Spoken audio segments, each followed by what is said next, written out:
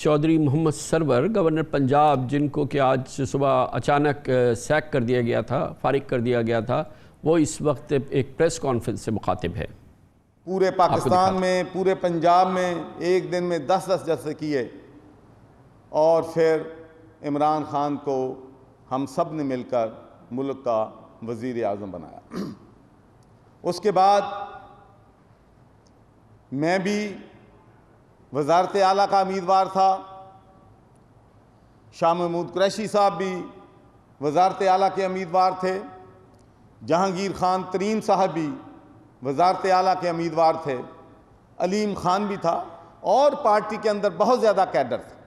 Fawad Chaudhary MPA बना था, वो भी चीफ मिनिस्टर बन सकता था, लेकिन प्राइम मिनिस्टर ने फैसला किया कि हम में से कोई भी फिट नहीं है, सिर्फ उस्मान बुज़दार जो है नया पाकिस्तान बना सकता है। हमने फिर भी अपने जज्बात पे कंट्रोल किया। हमने कहा कि हमने नया पाकिस्तान बनाना है। अगर इमरान खान समझता है कि नया पाकिस्तान उस्मान बुज़दार बना सकता है तो हम फिर भी उसके साथ हैं। लेकिन पूरी कौम ने देखा, पूरे पाकिस्तान के लोगों ने देखा कि नया पाकिस्तान जो है पंजाब में क्या तमाशे हो रहे हैं, और नया पाकिस्तान जो है उस्मान बुज़दार किस तरीके से बना रहा है। पूरी पाकिस्तान तहरीक इंसाफ के वर्कर्स, पूरे पंजाब के वर्कर्स, पूरे पाकिस्तान के वर्कर्स, और मैं चैलेंज करता हूं पूरी हमारी फेडरल गवर्नमेंट के तमाम मिनिस्टर्स, लंदन से लेकर न्यूयॉर्क तक, यूरोप तक, हर बंदा आहें भर रहा था कि हमने ये पाकिस्तान बनाना था जिसमें हर 3 महीने के बाद कभी प्राइम बदला, चीफ मिनिस्टर बदला जा रहा है, चीफ सेक्रेटरी बदला जा रहा है, कभी IG आ रहा है, कभी मुलाजमतें बिक रही हैं। ये पाकिस्तान की तारीख में कभी नहीं हुआ कि DC पैसे दे के लग रहे हों, AC पैसे दे के लग रहे हों। लेकिन हमने वो भी बर्दाश्त किया। हमने कहा कि हमने इमरान खान के साथ खड़े हों। पूरी पाकिस्तान तहरीक इंसाफ एक तरफ थी कि पंजाब पाकिस्तान का सबसे बड़ा सूबा है, पंजाब नहीं चल रहा है। एक तरफ इमरान खान था, एक तरफ पूरी पाकिस्तान तहरीक इंसाफ थी। लेकिन हमारी बात किसी ने नहीं मानी। और आज मैं ये कहना चाहता हूं कि अगर इंटरनेशनल कंस्पिरेसी है तो सबसे बड़ी इंटरनेशनल कंस्पिरेसी उस्मान बुज़दार को वज़ीर आला बनाना था। जाके देखें, सड़कें पूरे पंजाब में टूटी फूटी पड़ी, रिश्वत जो है निचले लेवल पे कई गुना बढ़ गई है। लेकिन हमने कहा कि हमने लॉयल्टी करनी है, हमने इमरान खान के साथ खड़ा होना है। हमने अपने दिल पे पत्थर रख के इमरान खान के साथ खड़े रहे। और उसके बाद मैं चूँकि जो जिसकी वजह से मैं सैक हुआ हूँ वो बात मैं कौम को, पाकिस्तान के लोगों को बताना चाहता हूँ कि ये रमज़ान का महीना है और मैं जो बात कह रहा हूँ अगर उसमें एक बात भी सच ना निकले तो जो सज़ा ये कौम देगी मैं लेने के लिए तैयार हूँगा। पहली बात तो ये है कि पूरा पाकिस्तान रोता रहा, पंजाब रोता रहा, हमारे तहरीक इंसाफ के वर्कर रोते रहे कि उस्मान बुज़दार को तब्दील कर दो, नया चीफ मिनिस्टर ले आओ। नहीं मानी गई बात। फिर आखिर फैसला हुआ कि उस्मान बुज़दार को तब्दील करना है। 184 लोग हैं पाकिस्तान तहरीक इंसाफ के जो कि PTI के टिकट पे बन के आए हैं। उनमें से इमरान खान को एक बंदा भी पसंद नहीं आया जिसको वो चीफ मिनिस्टर बना सके। एक बंदा उसको नहीं आया कि उसको चीफ मिनिस्टर बना सके। उसने एक ऐसे शख्स को नामजद किया जो कि ना PTI का मेंबर है, ना PTI के टिकट पे इलेक्शन लड़ा है। क्या वजह है? 184 मैं समझता हूं कि ये PTI के वर्करों, PTI के MPs के चेहरे पे तमंचा है कि एक ऐसे शख्स को जो 3.5 साल से ब्लैकमेल कर रहा है पाकिस्तान तहरीक इंसाफ को, जो वो बयान देता रहा है पंजाब असेंबली में सबके सामने है, जिस तरीके से उसने तमस्कर लड़ाया है प्राइम मिनिस्टर का अपने इंटरव्यूज में। कभी वो जाके नून के साथ वजीर आला बन जाता है, फिर हमारा बन जाता है, फिर आप आप एक तरफ कहते हैं कि मैं ब्लैकमेल नहीं हूँगा, फिर आप उस शख्स से ब्लैकमेल हो रहे हैं जिसके पास 9 MPs हैं। और मैं आपको ईमानदारी से कहता हूं, मैं 1.5 साल नून में गवर्नर रहा हूं, 3.5 साल से पीटीए का गवर्नर हूं।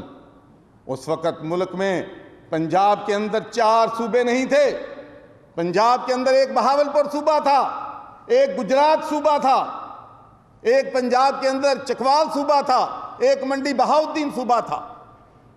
तो मैंने एक दफ़ा किसी काम के लिए एक सीनियर पुलिस ऑफिसर को फ़ोन किया, तो जब उसने मुझे बताया कि सर इस डिस्ट्रिक्ट में एक ही बंदे की हाकमियत चलती है, उस डिस्ट्रिक्ट में और कोई कुछ नहीं कर सकता, हमने ये भी बर्दाश्त किया, इसलिए कि हम पार्टी के साथ लायर रहना चाहते थे। पाकिस्तान के वर्कर मुझसे, पाकिस्तान तहरीक इंसाफ के वर्कर मुझसे प्यार करते हैं, मैं उनसे प्यार करता हूं, मैं उनको नहीं छोड़ना चाहता था, और हमारे जो दोस्त हैं उनको मैं नहीं छोड़ना चाहता था। मैंने कहा मैंने सब्र करना है, मैंने सब्र करना है, और मैंने सब्र किया। फिर हालत यहाँ तक पहुँची। मैं आपको ये बात क्लियर करना चाहता हूँ कि मुझ पर यह इल्ज़ाम लगाया जा रहा है कि मैं साहबाई असम्बली के अजलास को ताख़ीर डिलिबरेटली कर रहा था, अपोजिशन के कहने पे मैं डबल प्ले कर रहा था। तो मैं आज ये बात चैलेंज करता हूं कि प्राइम मिनिस्टर के साथ मेरी 2 मीटिंग्स हुई। प्राइम मिनिस्टर ने मुझे कहा कि चौधरी साहब हर सूरत में पंजाब असम्बली का इजलास 3 अप्रैल के बाद होना चाहिए, लेकिन मैंने इसलिए नहीं बताया चौधरी परवेज इलाही को कि मेरे पास ये अमानत थी प्राइम मिनिस्टर की। मैं नहीं चाहता था कि अपने प्राइम मिनिस्टर को मुश्किल में ढालूं। और चौधरी क्यों मुझसे नाराज हैं कि मैंने असम्बली का इजलास नहीं बुलाया? वो भाई मेरे पास इस्तीफा आए, इस्तीफे को मंजूर करूं तो फिर असम्बली का इजलास बुलाऊं। फिर 2 तारीख को इन्होंने मुझे कहा कि आज ही इस्तीफा मंजूर करो और आज ही असम्बली का इजलास करो। तो मैंने कहा भाई मैं प्राइम मिनिस्टर के पास जा रहा हूं, मैं प्राइम मिनिस्टर से बात करूंगा और उसके बाद मैं इस्तीफ़ा जो है वो मंजूर करूंगा। मैं वहाँ पर प्राइम मिनिस्टर साहब के पास गया, वहाँ पार्टी के 7-8 रहनुमा थे। कोई मेरी बात को कुरान पे हाथ रख के झूठा कहे जो मैं आज बात करने लगा हूँ। तो उन्होंने कहा जी इस्तीफ़ा मंजूर। मैं कहा सर मंजूर। उसके बाद उन्होंने कहा परवेज़ खटक साहब एक कागज़ का टुकड़ा ले आए मेरे पास कि इस पे दस्तखत करो। मैंने कहा भाई ये क्या है? नहीं दस्तखत करो। उस पे लिखा हुआ था कि 2 अप्रैल को असम्बली का इजलास बुलाया जाए। मैंने कहा सर खुदा के लिए मैं बरतानिया की मेंबर पार्लियामेंट रहा हूं, मैंने अपनी ज़िंदगी सारी गैर कानूनी गैर आईनी काम नहीं किया। मैं कॉन्स्टिट्यूशन की प्रायोरिटी पे बिलीव करता हूं। अभी इस्तीफ़ा मेरे पास है, इस्तीफ़ा ने जाना है लॉ डिपार्टमेंट में, उसके बाद चीफ सेक्रेटरी के पास जाना है, उसके बाद उसकी नोटिफिकेशन होनी है, उस नोटिफिकेशन के बाद लॉ डिपार्टमेंट ने समरी मूव करनी है सवाई असम्बली की। सर मैं मेंबर ऑफ पार्लियामेंट रहा हूं, सर मुझसे ये गुनाह ना कराएं, सर रात के अंधेरे में मुझसे असम्बली का इजलास ना बुलाएं। अगर आप ये ज़रूरी चाहते हैं तो खुदा के लिए मुझसे रिज़ाइन ले लो, मैं अपना इस्तीफ़ा देने के लिए तैयार हूं, और फिर जो मर्जी गैर आईनी काम कराना है नए गवर्नर से करवा लो। वहां परवेज़ खटक ने इल्ज़ामात लगाने शुरू कर दिए। मैंने तहम्मुल किया। मैं इस बात में मानता हूं कि मैंने उस वक़्त अपनी आवाज़ ऊंची की इसलिए कि मैंने अपनी ज़िंदगी में ऐसा काम पहली दफ़ा कर रहा था। तो फिर 10-15 मिनट के बाद फिर मेरे पास सारे आए। परवेज़ इलाही ये कहता है कि अगर इलेक्शन 2 को नहीं होता तो मैं जीत नहीं सकता, 2 को इलेक्शन करवाना ज़रूरी है। मैंने फिर प्राइम मिनिस्टर के पास गया। मैंने कहा मैं 5 प्राइम मिनिस्टर से अलहदगी में मिलूंगा। तो मैंने प्राइम मिनिस्टर साहब से कहा कि सर ये 3.5 साल से हमें ब्लैकमेल कर रहे हैं, मैं खुश नहीं हूं।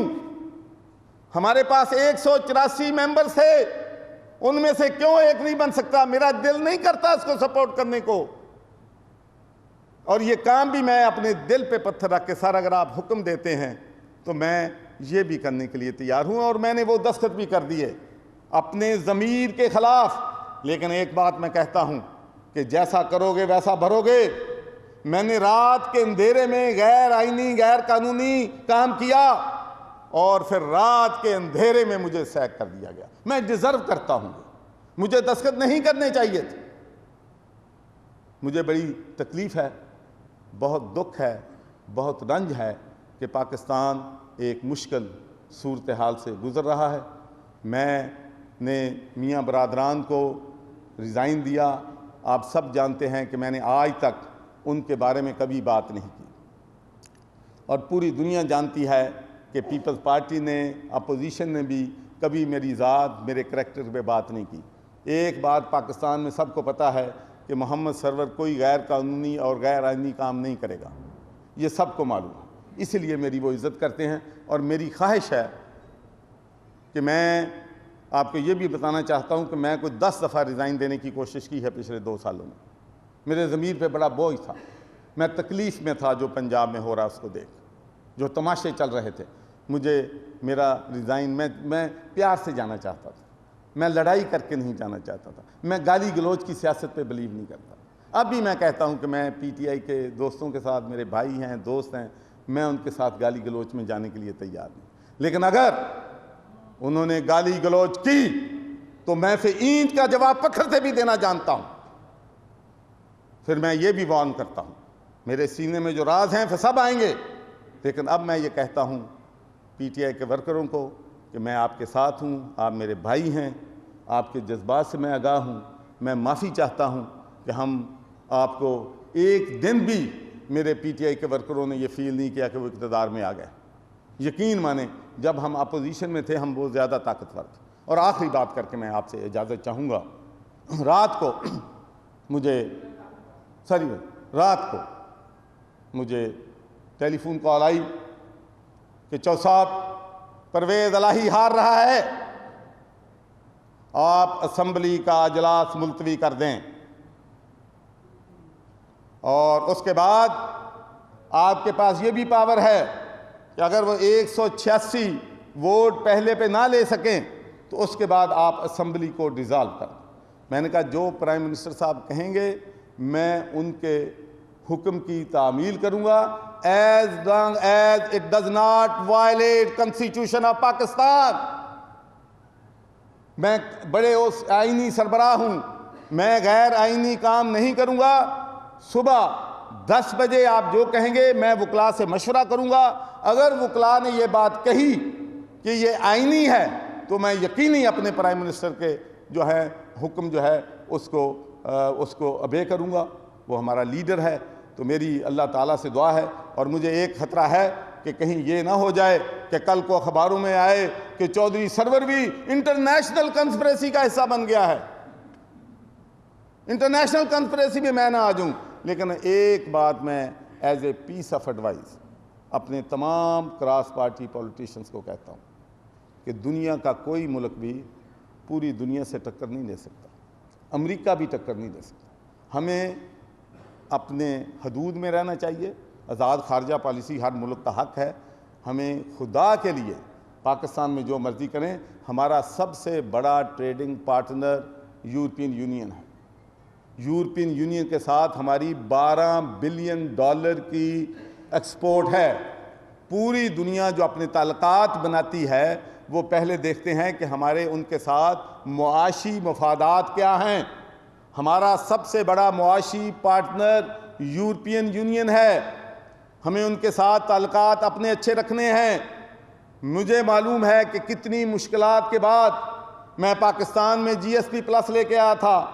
मैं 4 दफ़ा वहाँ पर गया था, अपने खर्चे पे गया था, इसलिए कि मेरे मुल्क को फ़ायदा होगा। अल्लाह ने पाकिस्तान को GSP प्लस दिया। उसके बाद आप सबको मालूम है, पूरी दुनिया को मालूम है कि वहाँ की पार्लियामेंट में 2 रेजोल्यूशन मूव हुए।